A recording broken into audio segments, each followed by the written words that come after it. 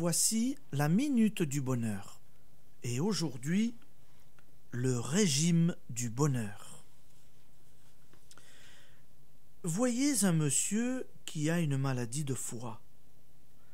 Le médecin lui indique un traitement, force gouttes ou pilule, et un régime. Le monsieur évite pendant quelque temps graisse, alcool, œufs, bref, tous ceux qu'on interdit aux hépatiques. Mais il retombe dans l'abus des nourritures qui le tentent. Il prend ses médicaments, ce qui n'implique qu'un mince effort. Guérira-t-il? Il n'en prend pas le chemin. De temps en temps, une crise lui rappellera qu'il devrait éviter les mets défendus, mais la gourmandise aura tôt fait de lui faire oublier ce qu'il se doit à lui-même. Il n'en conclura pas moins que son médecin n'est pas un as et que les médicaments sont inefficaces. Il en est exactement de même en ce qui concerne l'application et la connaissance des lois du bonheur. Naturellement, nous voulons être heureux, bien portants, prospères et vivre dans un univers en paix. Nous nous mettons donc à appliquer les formules du succès et de la joie pour toutes les choses qui nous tiennent à cœur. Mais le régime, mais la transformation de notre caractère, la négation constante de toute pensée de dénigrement ou de haine, le refus de la peur dans les petites circonstances de la vie comme dans les grandes, la pratique obstinée du pardon, de l'amour, de la générosité, de l'espérance.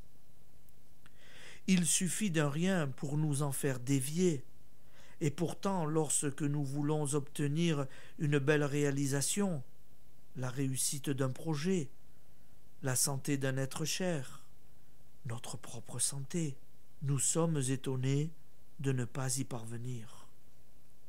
C'est qu'on a pris les médicaments, mais point suivi le régime. Et de même que l'hépatique blâmait son médecin, l'aspirant au bonheur accuse les lois d'être du blablabla. Sérieusement, comment voulez-vous être en harmonie avec la loi universelle, conquérir les plus belles choses de la vie, alors que vous êtes incapable de surmonter et de maîtriser ce grain de sable que vous êtes? Application. Lorsque vous fermez la bouche avant d'avoir prononcé la petite phrase dénigrante que vous alliez dire, vous travaillez efficacement à être prospère et bien portant. Lorsque vous refrénez un mouvement de colère ou d'inquiétude, vous agissez utilement pour votre bonheur et celui de tous. Voilà ce qui compte. Cela peut être moins amusant que de jouer au fakir en concentrant la pensée sur des ambitions.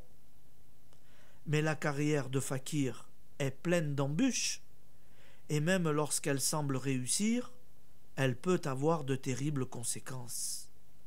Croyez-moi, l'application constante des lois du pur amour est seule créatrice de tout bien. Merci et bonne journée, amis auditeurs. À demain.